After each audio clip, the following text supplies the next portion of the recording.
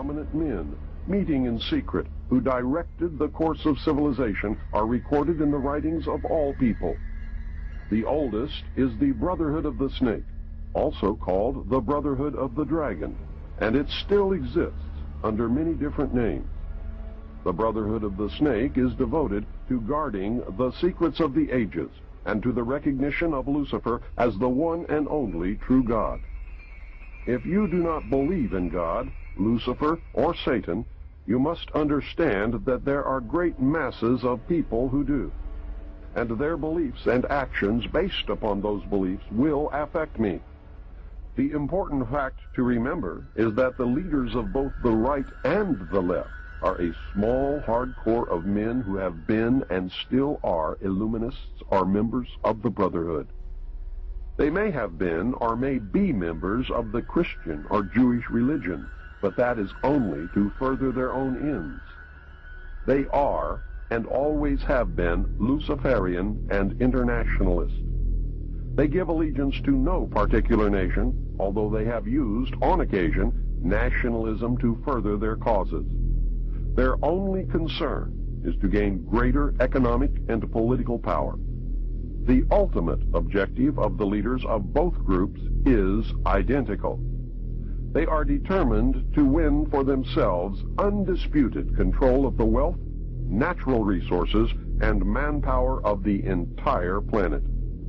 They intend to turn the world into their conception of a Luciferian totalitarian socialist state. In the process, they will eliminate all Christians, Jews, and atheists. You have just learned one, but only one, of the great mysteries. But now it had to change. Lucifer says we have to make sure that people, humans, get to believe that Satan and his angels do not really exist.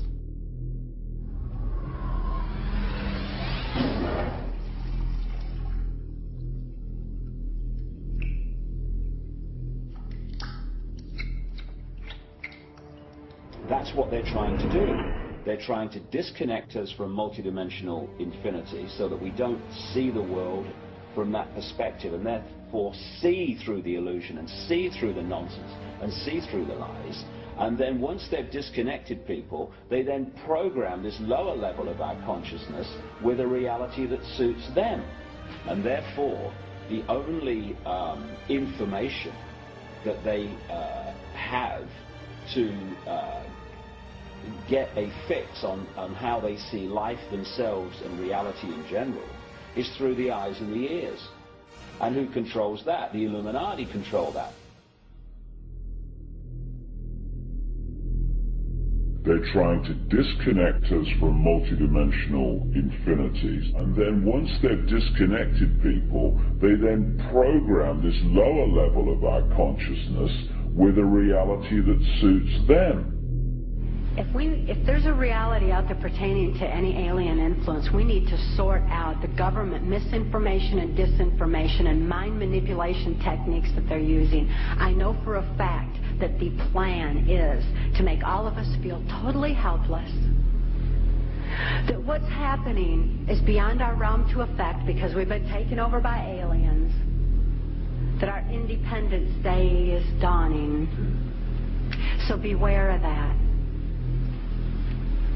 Understand that those criminals have been keeping information and technology from us under their blanket of national security. They are 25 years ahead of us at least. They're way ahead. So when they say, it's aliens, and they show us some incredible technology, don't fall into the trap of feeling totally helpless, that this is beyond our realm to affect. Superstition begins where knowledge leaves off. And they have been keeping knowledge from us for a long time. People have all kinds of belief systems. And I'm sure each and every one of you has various and different belief systems as well. I'm not saying that there's no such thing as aliens. That would be foolish of me to even say anything like that at all. But what I am saying is that it was my experience that these were people claiming to be aliens.